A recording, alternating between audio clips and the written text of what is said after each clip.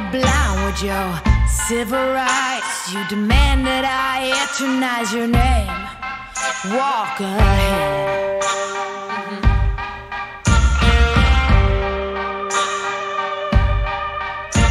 You cover us in shame and I take the blame. Living by the rules to which high school blues.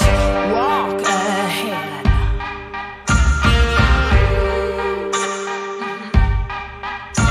Big cannons keep provoking. Blood-red suns start choking. Can anyone stand this nonsense? Eaten away, telling us to stop and obey. To stop and obey. Револвер Ремингтън от 1858 година.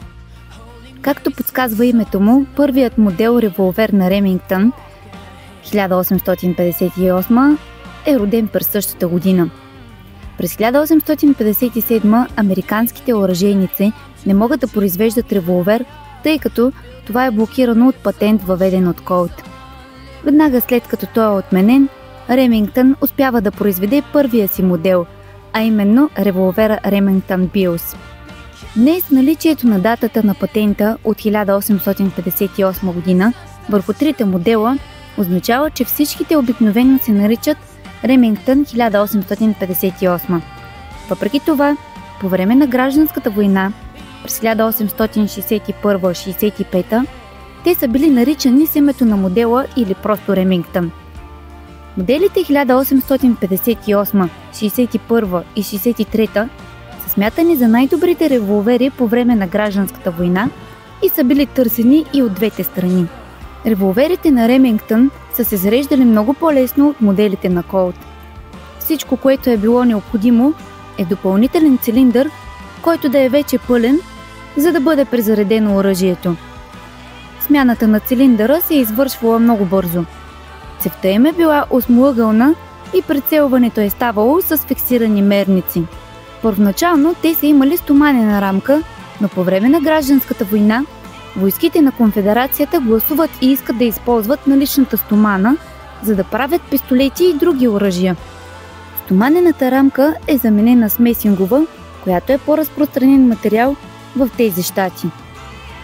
В лагера на войските на Съюза Ремингтъните все още са имали стоманена рамка, тъй като не е имало недостиг на този материал. Ако попаднете на оригинален револвер Ремингтън с месингова рамка, вече знаете защо.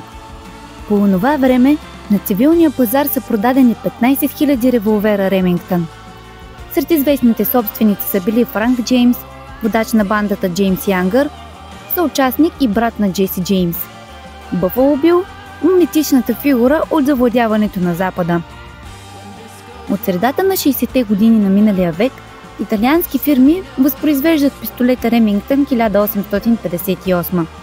Тези реплики представляват въведение в стрелбата с антични оръжия. А този, който показвам в клипа, е на Педерсоли.